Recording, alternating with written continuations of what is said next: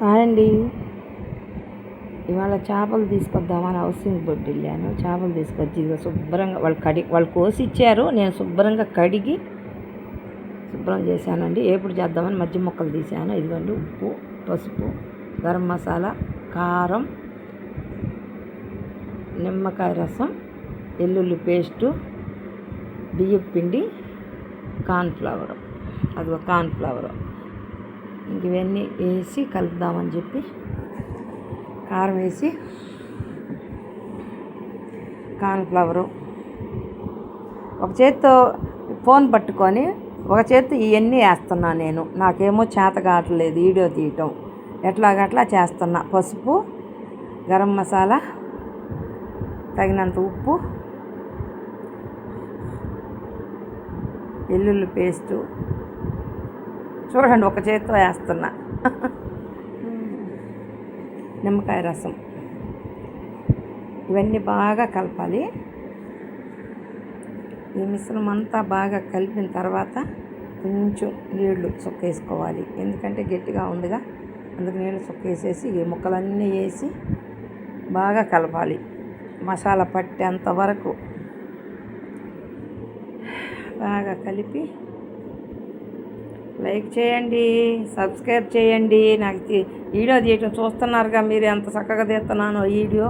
నాకేం చదువు రాదు. ఇప్పుడు ఈ వీడియో తీసినట్టే అప్లోడ్ చేయాలి యూట్యూబ్లో. నేను ఇది కట్ చేయటం, ఎడిటింగ్ చేయటం ఇవన్నీ కూడా నాకు రావు. ఇట్లాగే చేస్తూ ఉన్నా నేను. ఇక చూడండి ఎట్లా కలుపుతున్నాను. ముక్కకి మసాలా పట్టాలి. ఒక 5 నిమిషాల వరకు శుభ్రంగా మొత్తం కలిసేంత వరకు కలపాలి. మొత్తం ఇట్లా కలపాలి. చూడండి. బియ్యం పిండి మర్చిపోయానండి. నాకు బియ్యం పిండి చూపించా. దీంట్లో 2 స్పూన్లే బియ్యం పిండి. చాలా క్రిస్పీగా ఉంటాయి. అందుకని చూపించాను కానీ వేయలేదు ఇందాక. కార్న్ఫ్లవర్ వేసాను కానీ. అందుకని ఇది వేసి మళ్ళీ ఇంకొకసారి కలుపుకుందామని వేసాను. కలపాల పిండి కలిసేంత వరకు ప్రతి ముక్కకు కూడా మసాలా పట్టాలి. అట్లా పడితేనే బాగా రుచిగా ఉంటుంది. ఇది కలిపిన తర్వాత ఒక అరగంట సేపు ఫ్రిడ్జ్లో పెడదాం.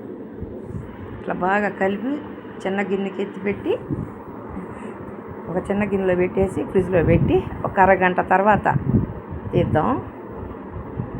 అరగంట తర్వాత మళ్ళీ ఇది కలుపుతున్నానండి. అరగంట అయిందిగా కలుపుతున్నా.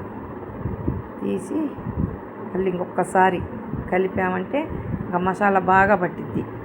ఇందాక కలిపాం కదా, నానిందిగా బాగా. అందుకని చెప్పేసి మళ్ళీ ఇంకొకసారి కలిపి ఫ్రిడ్జ్లో ఇంకొక 10 నిమిషాలు పెడదాం. ఒక 10 నిమిషాలు ఫ్రిడ్జ్లో పెట్టి తర్వాత నూనె పెట్టానండి. నూనె కాగిందండి. ఇప్పుడు మొత్తం ఒక అరగంట వరకు నానినట్టే చేపలు. నూనె వేస్తున్నా. చూడండి అసలు ఎంత బాగా వస్తాయో చేపలు. భలే టేస్ట్గా ఉంటాయి చేపలు. చాలా ఇష్టంగా తింటాము. మా అమ్మ నేను ఇద్దరం తింటాం. ఆమె పులుసు పెడితే తిందు మా అమ్మ. అందుకని నేను ఎక్కువ ఈ చేపలు ఇట్లాగే చేస్తాను ఎప్పుడు తెచ్చుకున్నా. కొంచెం వేయగానే తిప్పకూడదు. ఒక్క 2-3 నిమిషాలు ఆగి తిప్పాలి. తిప్పితే ఇట్లా వస్తాయి. కదలకుండా తిప్పాలి. తర్వాత ఇంకెలా తిప్పినా ఇరగవు ముక్కలు. వేయగానే తిప్పితే మెత్తగా ఉంటాయి కదా, సిదురైపోతాయి. ఇట్లా తిప్పాలి. బాగా వేగిపోయినాయండి ముక్కలు. తీద్దాం.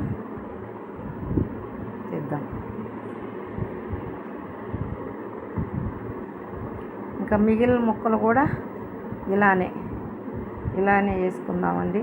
లైక్ చేయండి, సబ్స్క్రైబ్ చేయండి, షేర్ చేయండి, ఫాలో అవ్వండి నన్ను.